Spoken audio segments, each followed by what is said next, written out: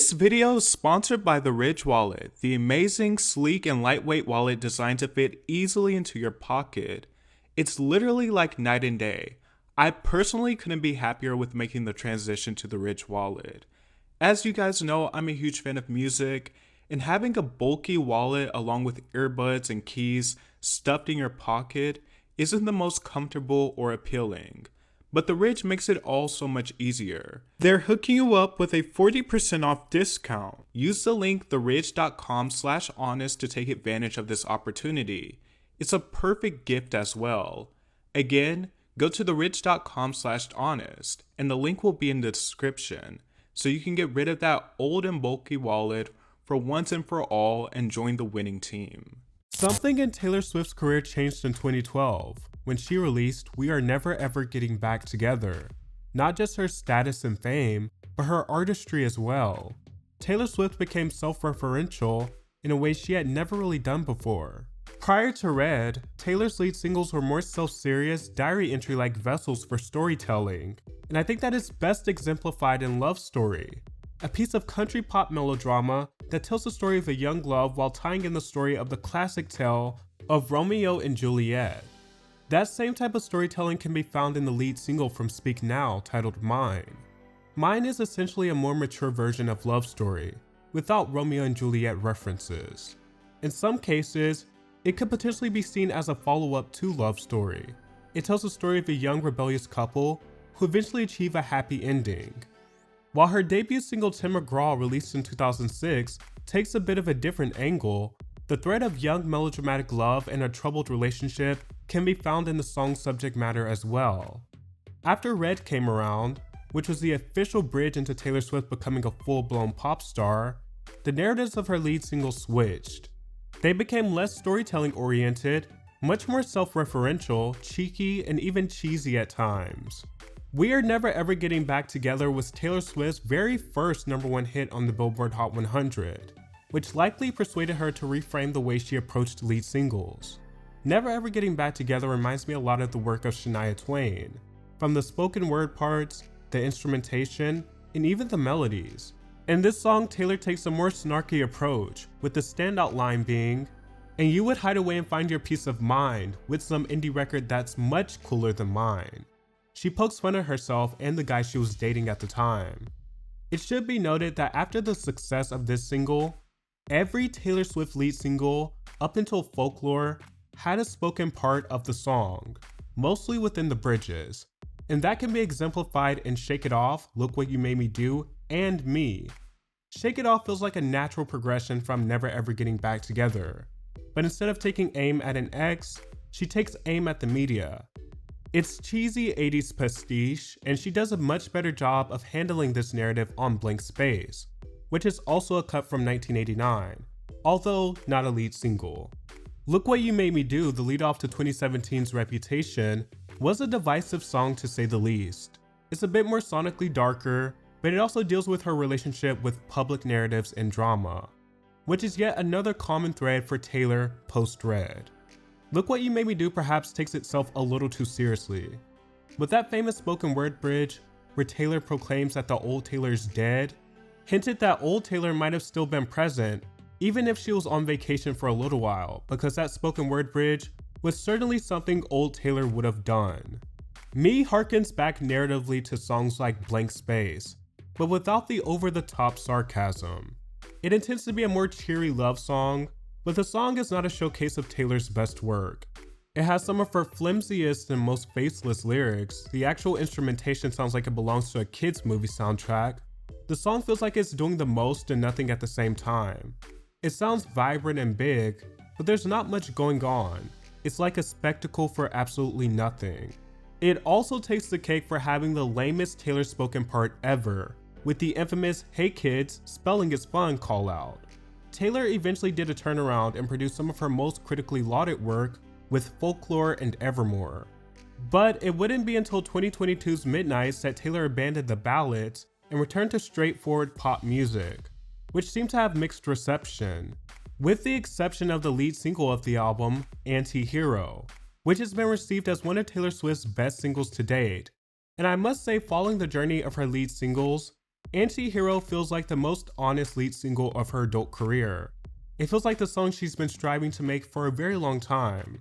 And unlike a lot of her past lead singles, it doesn't use sarcasm to get its narrative across. And I'm aware that some harsher critics of Taylor might not exactly be receptive to the message of this song, given that it's Taylor Swift. Some may even claim it's another ploy to drum up victimhood. Taylor Swift, one of the most famous people on earth, is apparently an anti-hero? How does that work? But in this song, I believe that she's approaching the narrative of being an anti-hero in relation to herself, not exactly the media or outside world. The music video features many Taylors, and the song itself, to be quite honest, is just some really good self-loathing with a great pop hook and great production. It has some of her most direct lyrics ever, which I think is the main refreshing factor of the song. There's a certain abrasiveness to the song that you do not tend to hear in the everyday Taylor Swift song. Taylor herself said she was unsure if it would be a big hit, and she didn't base it becoming a lead single off of any other factor besides which song she liked the most. And that honestly shows in contrast to some of her other lead single choices, particularly in the 2010s. For example, even given Me's friendly nature and her following a pattern, I could not understand why at that point in her career, she felt Me was the strongest song she had to offer. She had conquered the pop world. What else was there for her to prove by trying to appeal to the masses in the most uninspired way possible? And although Folklore and Evermore restored momentum that was divided or lost on critics and fans alike with songs like Look What You Made Me Do and Me, along with their parent albums, Anti-Hero being her official return to big pop anthems feels rightfully glorious. The song might not connect as easily as songs like Shake It Off or We Are Never Ever Getting Back Together did with general audiences, but it's far more gratifying than both songs combined. The song is filled with both killer and eyebrow-raising lyrics. Of course, the initial talk of this song was the sexy baby line, which is equally jarring every time this song is played. Sometimes I feel like everybody is a sexy baby, and I'm a monster on the hill. However, the lyrics seem to be a crude commentary on the pressures of remaining youthful in womanhood. Swift opens up the song cleverly, detailing her troubles with being consistent with people in her life. Add this thing where I get older but just never wiser. Midnights become my afternoons. When my depression was the graveyard shift, all the people I've ghosted stand there in the room. She then directly confronts herself as the complication in the chorus. It's me, hi, I'm the problem, it's me. At tea time, everybody agrees. I'll stare directly at the sun but never in the mirror. It must be exhausting always rooting for the anti-hero. In the second pre-chorus, Taylor grapples with her own perceived inauthenticity, which she has never addressed in such a direct manner, although she's previously hinted at it. Did you hear my covert narcissism I disguise as altruism, like some kind of congressman? She then dives into a bit more of her creative stance on her relationship with celebrity and how she may not exactly be viewed as a real person, but just a mere product. I have this dream my daughter-in-law kills me for the money. She thinks I left them in the will. The family gathers around and reads it, and then someone screams out, "She's laughing up at us from hell." Very grim that Swift envisioned herself in hell. The music video further brings the vision to life. Taylor dreams of her own funeral and her kids and daughter-in-law plan her demise. Swift only leaves 13 cents to them in her will, and her family is left angry and confused. So their resolution is to capitalize on the Swift name. The songwriting in Anti-Hero is very direct, clever, and imaginative. It easily trumps the work on Reputation and Lover, where she tackled similar subjects. Anti-Hero is the song where Taylor acknowledges the role she's played in the narratives that followed her. It's self-loathing as much as it is self-realization. One could also claim that due to the song's strong self-aversion, that it sets you up to feel sorry for Taylor Swift, and that she's just approaching victimhood with self-deprecation. But whether the song is another notch in the carefully curated narrative of Taylor Swift or not seems futile. Everything Taylor Swift does is calculated. You can't be as big of a star as her and not be calculated. But that still does not negate the genuine emotion and intent in her songs, and this song especially. Taylor Swift is an artist that cares a lot about what people think of her, even when she's saying she doesn't or is simply trying to shake it off. And that's been a constant throughout her entire career. She wrote her third album, Speak Now, entirely by herself in response to some critics claiming that she didn't actually write her music. Songs like Blank Space and Shake It Off were responses to the public narratives about her relationships. A flood of snake emojis were a huge visual inspiration for one of her eras, and she famously released a clip in her documentary where she was upset about not getting nominated in the main categories at the Grammys for her album Reputation. Taylor has talked about revenge pretty much since the beginning of her career.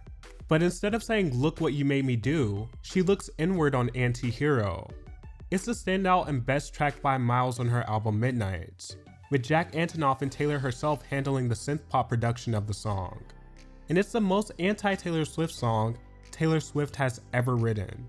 Taylor Swift might legitimately be a problem at times, per her own words, but this song is not one of them.